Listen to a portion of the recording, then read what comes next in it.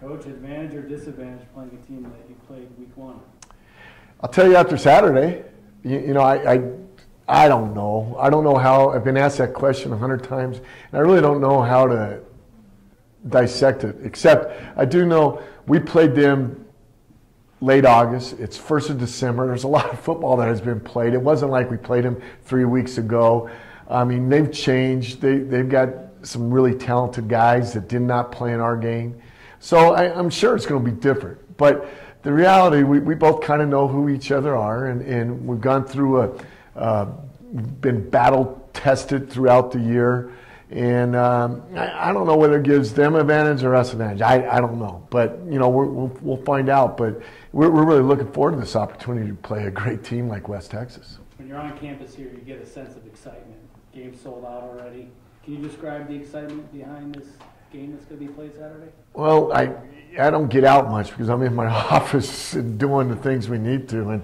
But I've seen people wear Thunderwolf gear. I see people wearing back-to-back RMAC championships. I mean, that's one of the reasons why we were able to bring it back, to tie a community together, tie a university.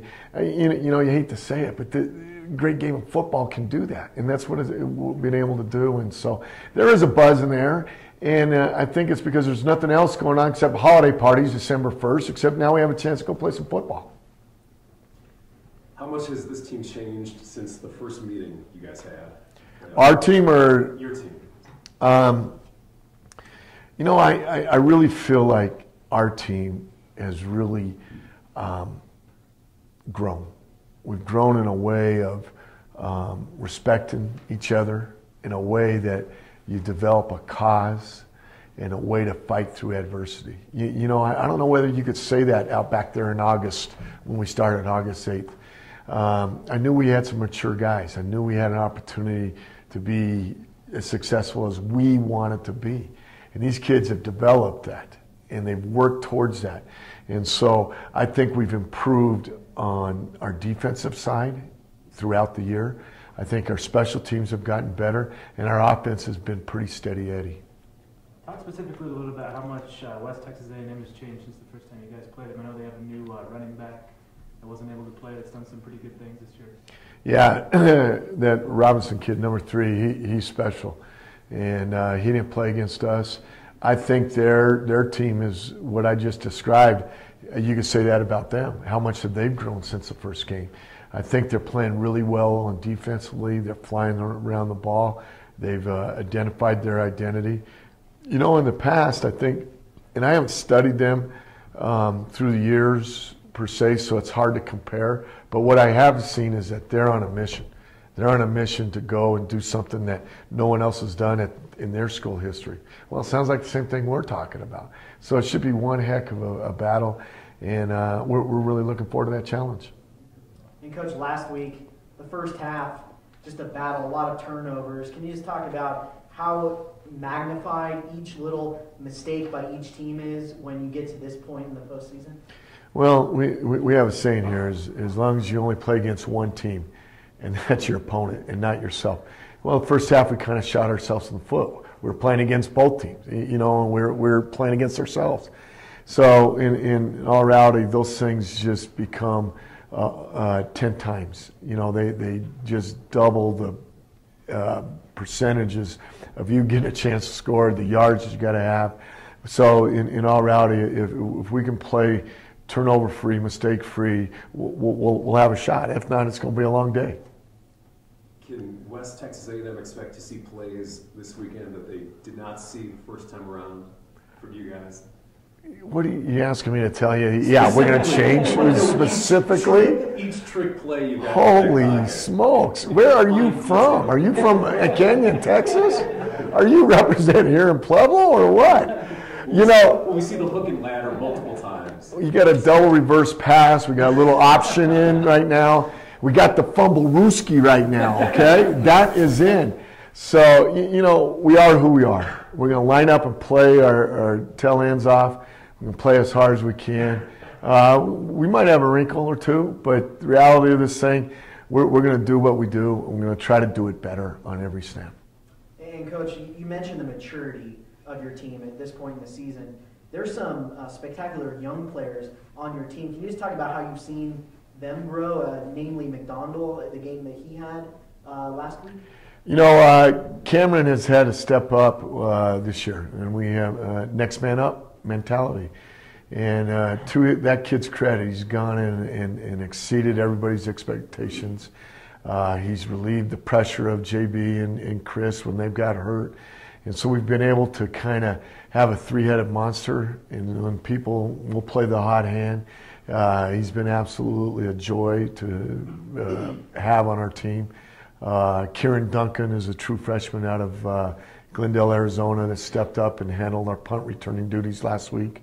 And then we got a couple, Morgan Fox on the defensive line, who's found Fort Carson, has been a really a guy who's been coming on, because now he's trying to figure out. There's no longer, they're not freshmen anymore now. They got a season underneath them, and we need to perform like they're juniors and seniors.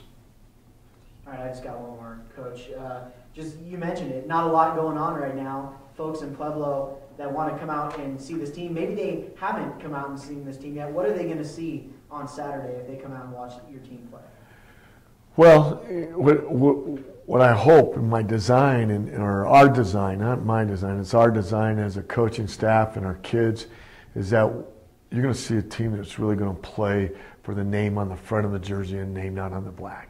And so when you have a chance to do that, you got a team that is connected. You got a team that's going to be able to look at adversity in its eyes, and we're going to deal with it. What you're going to see is a team that's going to play 60 minutes as hard as they can. We're going to put our head down, go to work, and if it's not good enough, it's not good enough. But we're going to play as hard as we can, and we're going to give it everything we got. And we're going to represent Southern Colorado, CSU Pueblo, the city of Pueblo, Pac football in the best way we can, and that's give it our all. Coach, somebody's got to ask, there is an opening out there in Boulder. Does that seem enticing to you? What? You guys, who wouldn't? That's a diehard kid from the state of Colorado. Yeah, it's always intriguing to see those things. But that's the theory of it. The reality, I'm here in Pueblo, Colorado. I'm damn proud to be here in Pueblo, Colorado. I got a great program to coach, and that's where I am. And that's what I'm going to do. I mean, I'm very fortunate to have this job. I'm very lucky to have this job. And that's my reality. I don't live in this theory world. I don't live in this speculation world. I'm here. This is the team I'm coaching, and I'm damn glad to be here and coach my ass off for them. Coach, I got a question for you. Every coach that's playing this week all sound like you, raspy. Why is that? Maybe I got a cold. I don't know. I think it's because we tend to overuse our voices and try to teach and communicate. We end up talking a lot. I say a lot of stuff, but no one listens, so I just talk to myself half the time. So the reality of it's that time of year. You're December 1st. You're playing. You're one of the Elite 8 teams in the country, and you've been at this is a grind. This is a flat-out grind you're going through. But maybe that's why your voice is that way. We heard a lot. Think I'm Dr. Phil or something, figuring out what the heck that is. I'm trying to drink more tea, Coach. And I'm not trying to get you to talk about CU, but everyone talks about that program and how they need to upgrade their facilities. Where here, you guys have phenomenal facilities. How much do you think that has helped you get to the level and to the point you're at right now? I think it has a whole bunch to do with it. When recruits is the name of the game, and you have recruits that come here and see what we have to offer. And what I mean by offer is, one, you're going to get a university degree. You're going to get a Colorado State University degree that is going to help carry you for the next 40 years. And then you got the facilities here. But more important to me, it's the people that's inside those facilities. Facilities are great. They help. They're eye candy. They're all that stuff. But in all reality, it's the people that are in it, and it's our players that do a great job in helping us recruit. Thanks, Coach. Is that it? Yep.